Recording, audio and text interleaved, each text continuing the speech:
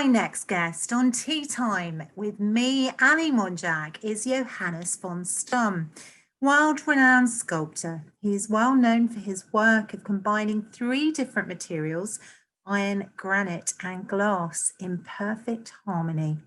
His sculptures are always a talking point, beautiful pieces of artwork that reflect his soul and have started much public contemplation. After cancelling several exhibitions this year due to the pandemic, last week he held a private gallery viewing in London called Immateriality. I went along and let's find out more. So here we are, Johannes, in the London Gallery tonight in Percy Street, and you're having an exhibition, aren't you? I have a wonderful one-man show in London again. The last one was 8 years ago, so a very long time. Yeah. So it's been a long time coming, and I'm really pleased that you are here because of this year's difficulties. Difficulties. I had a couple of shows cancelled, and one was postponed, and that took place in Germany just before this one, so I was rushed off my feet, taking one down, putting another one up, and it made my life pretty difficult. I'm sorry to hear that. But talk about it. I mean, we've got a bit of a talking point here, haven't we? What is this sculpture in front of us? This sculpture is a relatively early piece of my immaterial figures. I worked for a long time in glass and stone and steel, and the glass was limiting me because I can't blow bigger than this. So I realized that this limitation, I can never make a life-size glass figure in one piece. And I realized that in the year 2000, I had a big commission for a seated glass figure, and I had to do it in 4 parts. And the 4 parts, I loved the figure, but I would have really loved it to do it in one. And then my little brain started to work quite hard, and I thought, if I replace the glass with space, I have the same transparency in it, and I can have the same light in it. And from that moment on, I started to explore how to do it. And it was incredibly difficult, because how do you make a figure out of space? It was very challenging. And it took me a couple of years to find solutions. And this one is called Contemplation. It's just a figure which sits like a Buddha, looking into the world. It has no judgment anymore. It's free of everything, and it's empty. You can fill it with everything. You can fill it with the moon behind it, with the sun, with the evening sun. You can fill it with fog. It becomes just one with nature.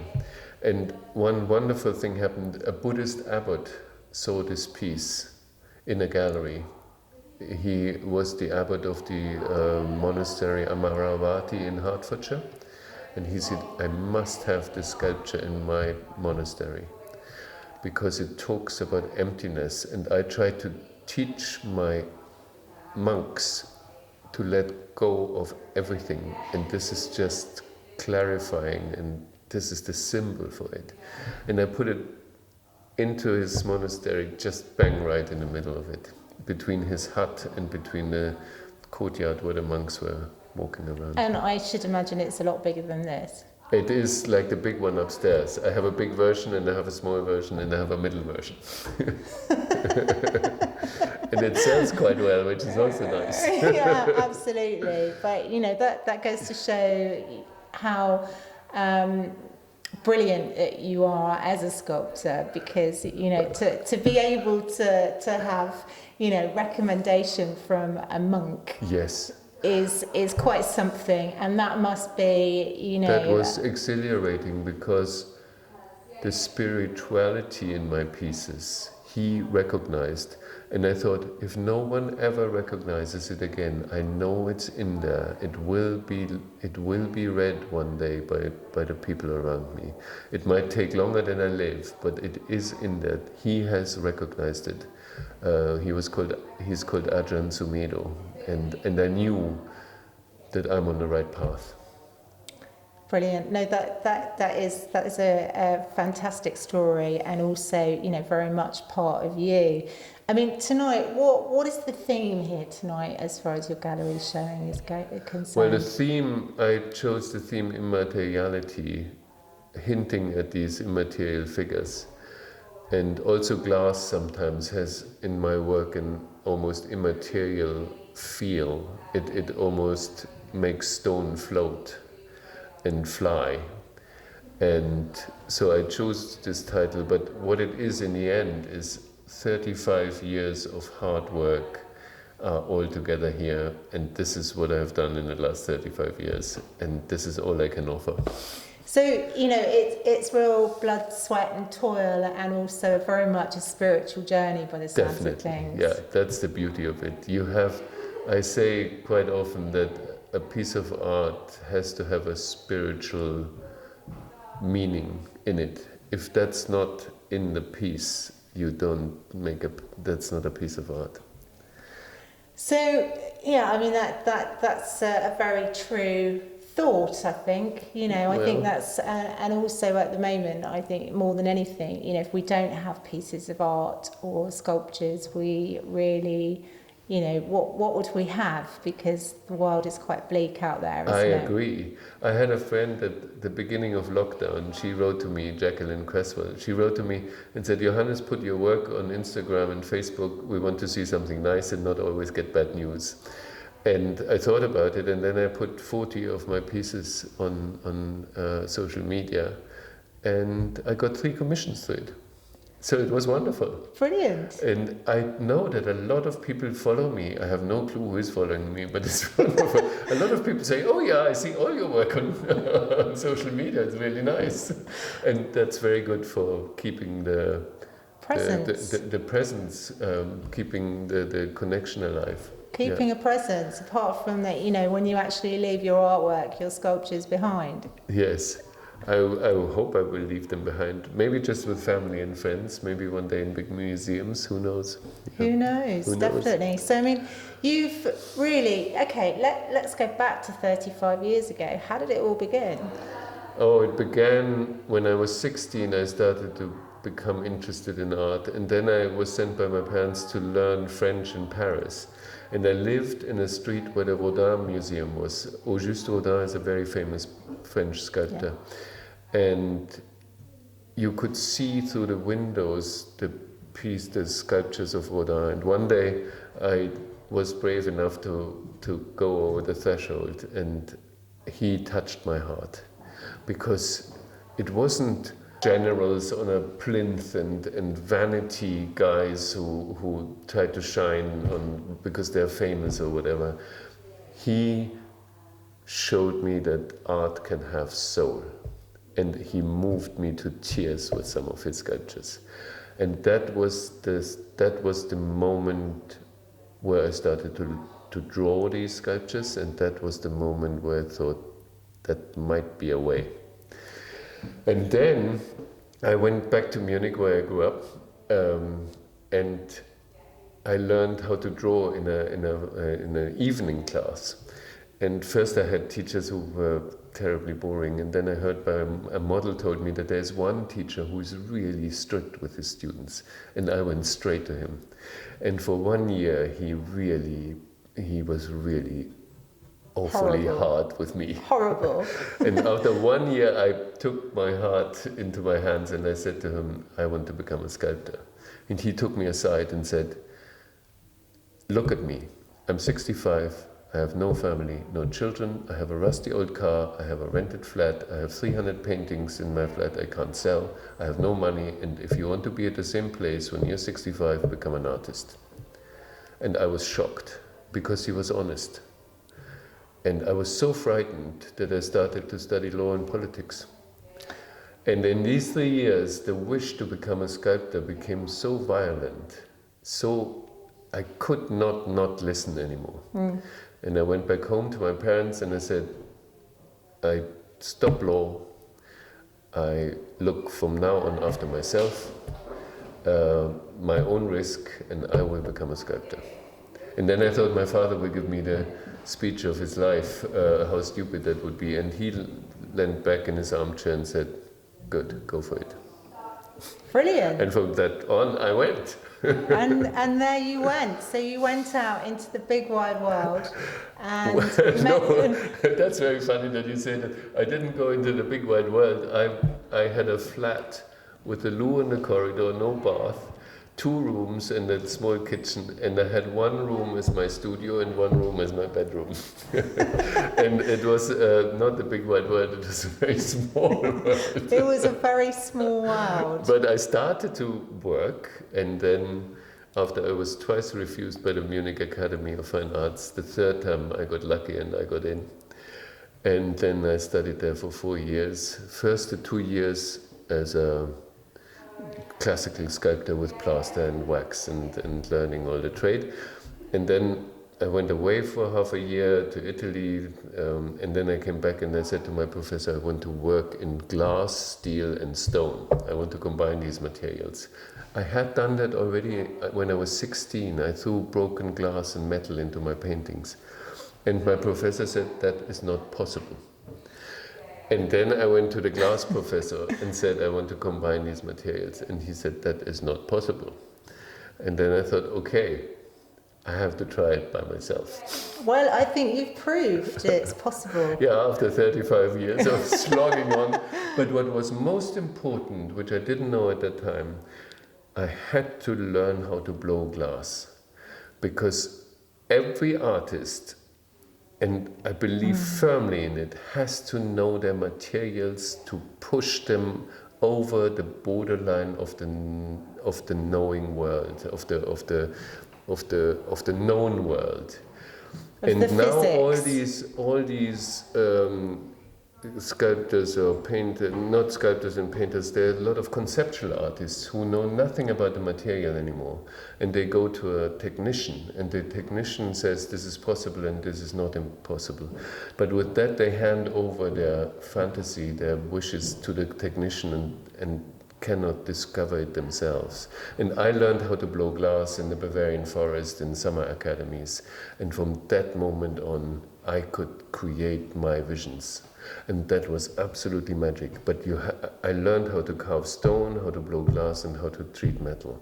And these 3 talents then come together and do something which has not been done before. You make it sound absolutely idyllic. It is not idyllic. It is extremely noisy in my workshop. It is dusty. I'm coming home covered in stone dust. The welding fumes are seriously unhealthy. It is very hard physical work. And if you're not careful carving a piece of granite and you chip a corner off, then you might have carved for 3, 4, 5 days, and then you chuck it and start again. So the material is also extremely a very strict master in glass and in metal and in stone. You have to concentrate, it has to work with you, you have to work with it. So what was the very first piece that you sold? Oh, good question. At the very beginning, I moved my studio out of this little room beside my bedroom, and I had a cellar where I experimented. And I didn't know how to treat glass, so I got all the glass from the rubbish skips, the window glass and whatever. And I started to learn how to cut it and how to drill holes into it. So it was a flat sheet of glass.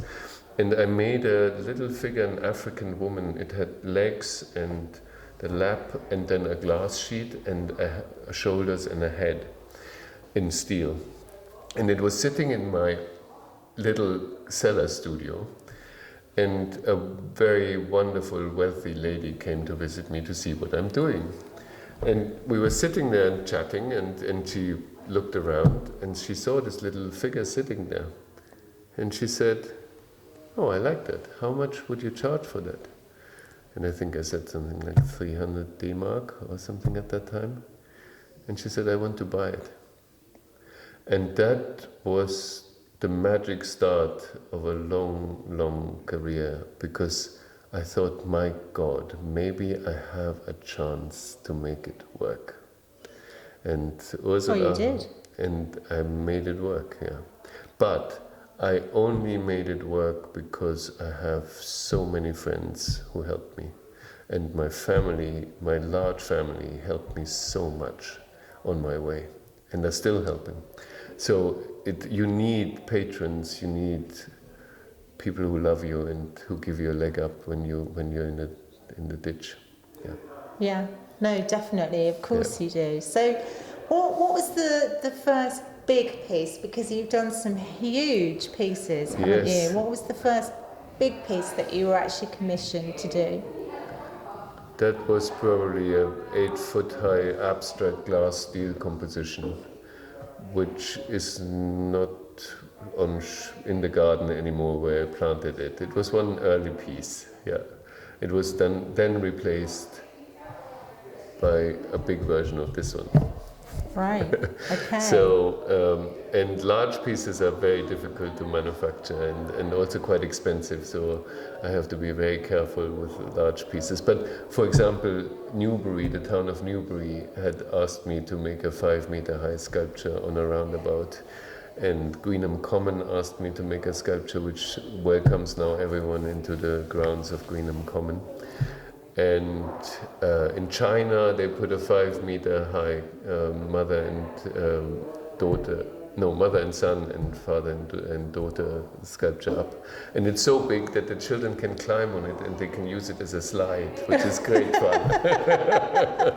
So it has a practical use as well. Oh, fantastic. Well, I mean, that is where we first met in Newbury. Yes, because obviously exactly. you, are you still the president of the Open Studios? I have retired just a couple of months retired. ago because my great fear is that I will be in serious trouble with new regulations at the border of Britain.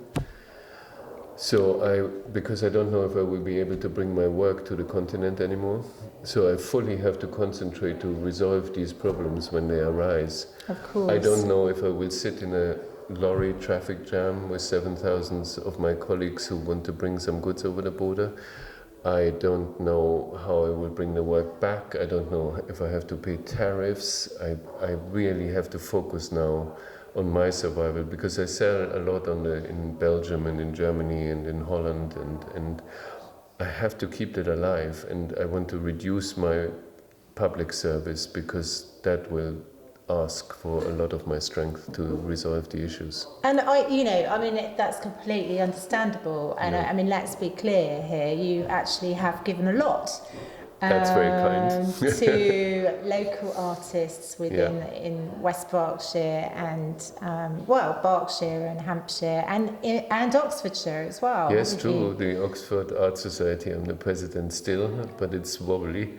And I was president of the Royal Society of Sculptors for 3 years and the treasurer for 5 years. So I worked very hard. Yeah, besides you have. Trying to do my own work. Yeah. Absolutely, and I think it's always, isn't it? At some point in your career about giving back, and you've certainly done that. Oh, absolutely, yes, that is so important. A lot of artists have helped me, and I try to help a lot of artists as well. Yeah. And it's wonderful communities I'm working with, so it's very joyful as well, most of the time. Sometimes it gets political, and then I live the political life as well, and that can become quite dodgy sometimes. Wow, I just try and steer clear of politics, really.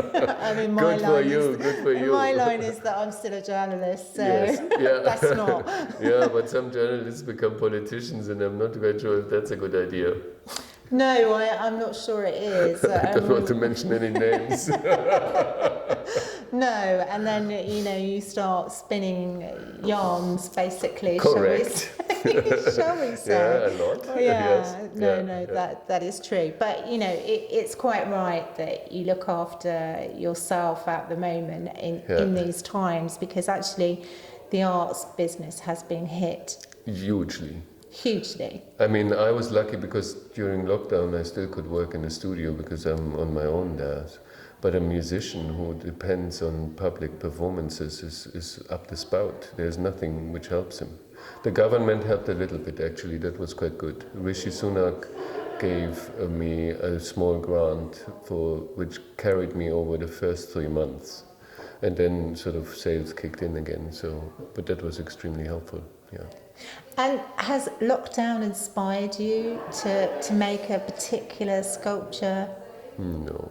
No. No, my work aims to reach further than short-term developments in society, and it doesn't want to make comments on little bits here and there or something like that. I think that's a very dangerous part. A lot of artists go now down the political route, and that might be valuable or not. I think what I try is to discover truths, eternal truths, if possible, and find a new way of expressing them.